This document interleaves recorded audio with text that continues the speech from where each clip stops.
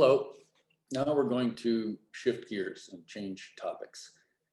This course is Fundamentals of Deep Learning, and it's certainly true that one of the fundamentals of deep learning is stochastic gradient descent.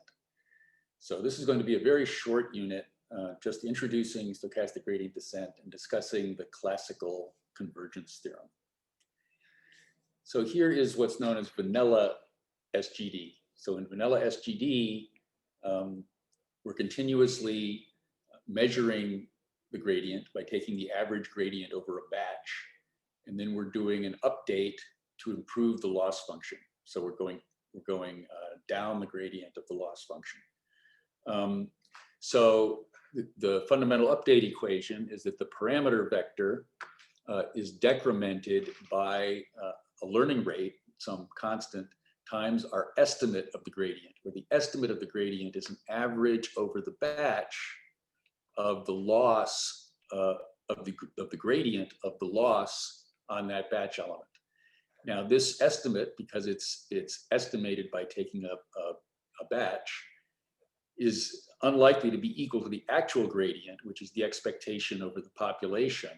And here I'm focusing on the population gradient.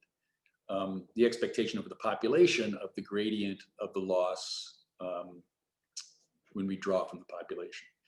And this is called the learning rate. The learning rate is a hyperparameter. What it means to be a hyperparameter is that it's not a parameter being trained by SGD. It's a parameter of the SGD algorithm. And there are many other hyperparameters in machine learning and in SGD. Sometimes we even refer to architecture parameters like the dimension of the hidden state as hyperparameters. Okay, what are the fundamental issues in SGD? Well, the first fundamental issue is that this gradient estimate, G hat, is only an estimate. So there's the issue of the accuracy of G hat. So the larger batch, in some sense, is going to give you a more accurate G hat. But that raises lots of issues. Another issue is gradient drift. This is the second order structure of the loss function. So as the parameters change, the direction of the gradient is changing. And there's a Hessian matrix that gives the dependence of the rate of change of the gradient as a relationship of how the parameters move. So for any motion in the parameters, there's a change in the gradient direction, and that locally has a linear structure, which is the Hessian matrix. Convergence. So we're doing this SGD update, and we want to converge to at least a parameter vector that's locally optimal. That's a local minimum of our loss function. But if we keep taking finite-sized steps, there's some random motion or random noise in the parameter vector.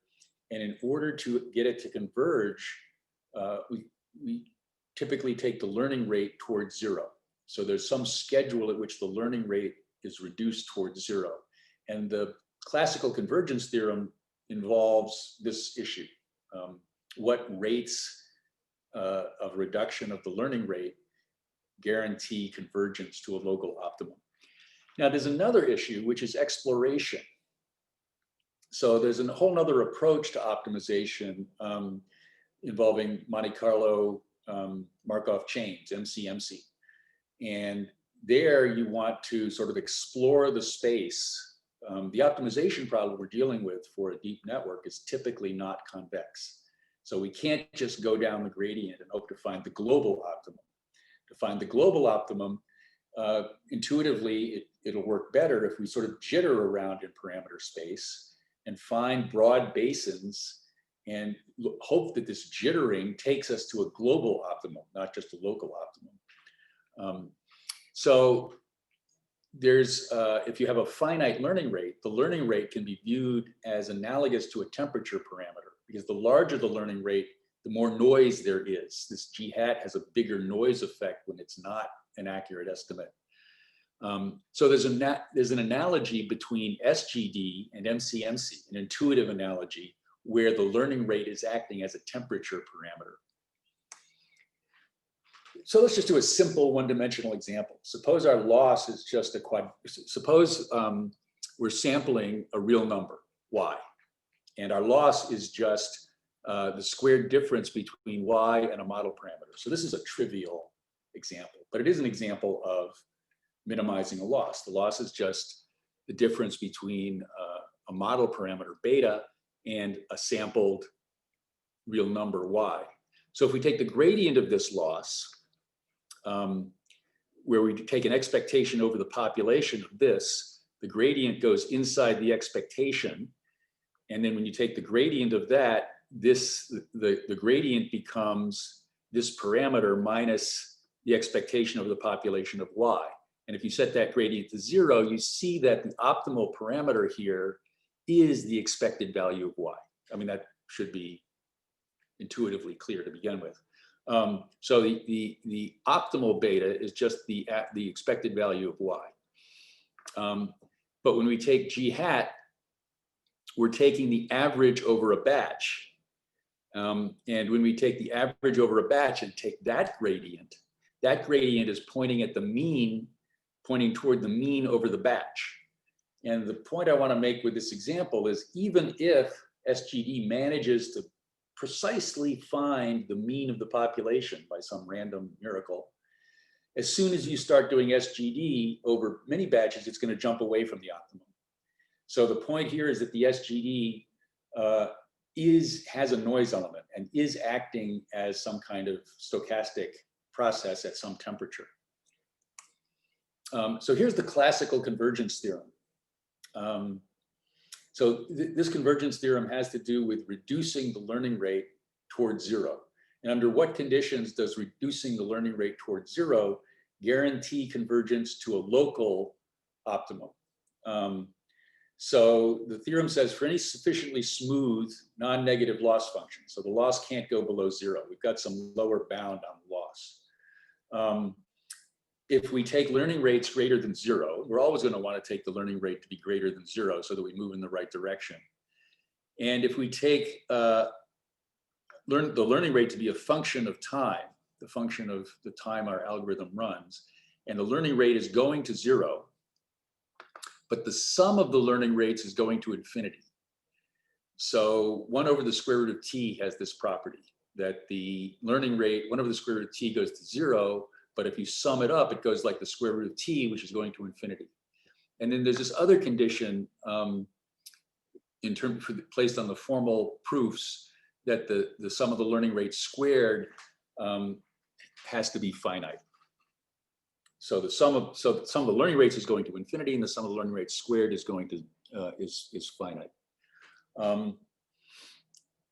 So then the theorem says if these conditions hold, then whenever these conditions hold, the training loss will converge to some value. And if you look at the sequence of parameter values, any limit point of that sequence is a stationary point in the sense that the gradient of the population loss at that point is 0, right? So it's sort of it might be a saddle point, so it's not really a local optimum, but it's a stationary point in the sense that the gradient at that point is 0. But it's easy to construct examples where the parameter vectors diverge. For example, if you're predicting something with a softmax, and there's something that has probability exactly equal to 1, then in order to get the softmax to be exactly 1 and 0 everywhere else, the temperature of the softmax has to go to 0. The temperature parameter has to go to infinity. So the model, in order to get, if the truth is that the probability of a particular value is exactly 1 or exactly 0, the model parameters diverge to infinity. So this theorem does not say that your model parameters converge. It just says that if it converges, if there's a limit point, then that limit point is a stationary point. But the value of the loss function will always converge. And you can even construct, I believe, you can even construct examples where the parameters don't diverge to infinity, but they approach a limit cycle. And technically, any point that's on that limit cycle is a limit point because the sequence gets arbitrarily close to it. And so then every point on the limit cycle, on the actual limit cycle, is a stationary point in the sense that the gradient is 0. Okay, I just want to give a physicist's proof. You can find a rigorous proof in the book Neurodynamic Programming by Bridge-Seekles and Sid-Seekles, but I find it sort of the physicist proof more intuitive.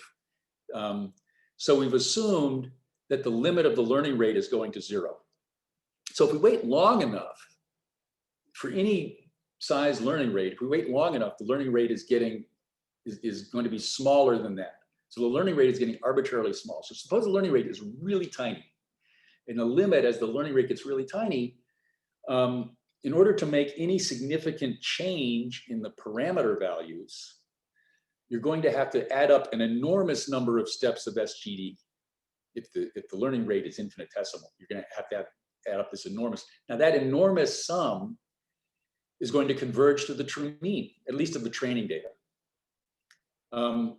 So as eta goes to infinity, each update in the parameter is looking at an enormous number of iterations of SGD. So it converges very accurately, or it converges in the limit of eta going to 0 to the true gradient.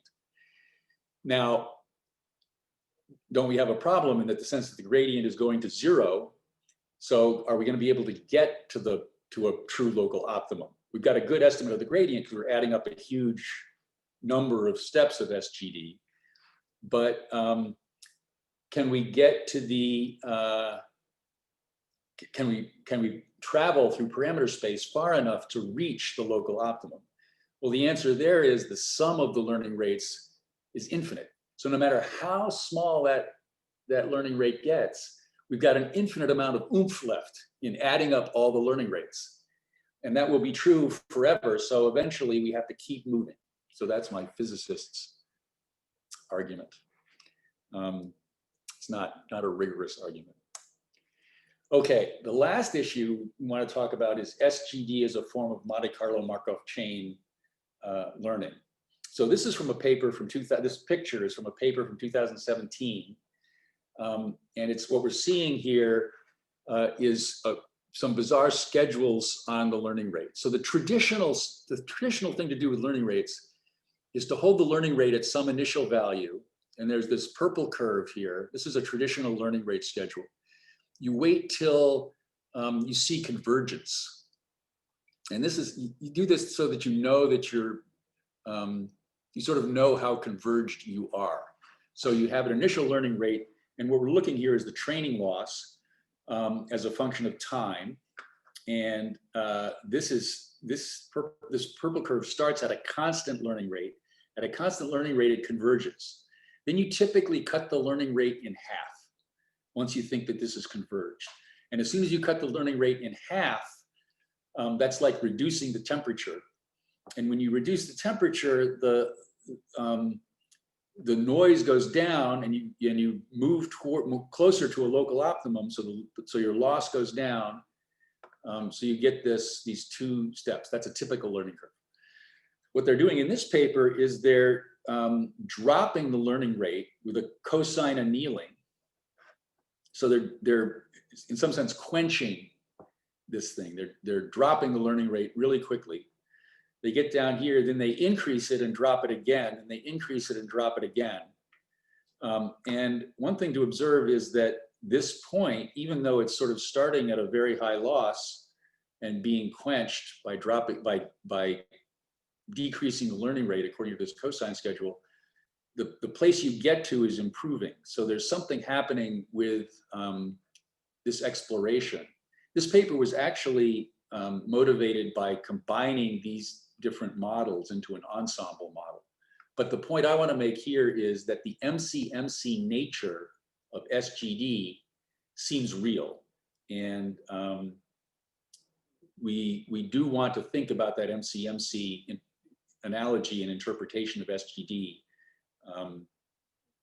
when we want to understand what things work in SGD. Okay, that's the end of this unit, and we'll pick up SGD in the next unit. Thanks.